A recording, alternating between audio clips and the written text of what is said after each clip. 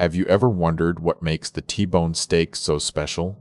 Today, we're exploring how this iconic cut of beef is actually two steaks in one.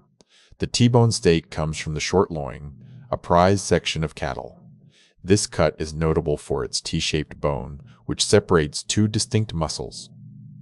On one side of the T-bone lies the strip loin, a large and flavorful muscle. Known for its robust texture, it's often referred to as the New York strip. On the other side is the tenderloin, also known as filet mignon. This muscle is prized for its tenderness and mild flavor, making it a favorite among steak lovers. The strip loin on the T-bone is larger compared to the tenderloin. This makes for an interesting eating experience, allowing you to taste both bold and mild flavors in one bite. Understanding the T-bone's anatomy helps in cooking it properly. Both muscles cook slightly differently, so achieving a perfect medium rare can be a balancing act. So there you have it.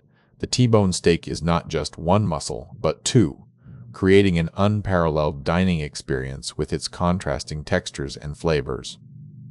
Now that you know what makes a T-bone so special, how do you prefer your steak cooked? Let us know in the comments.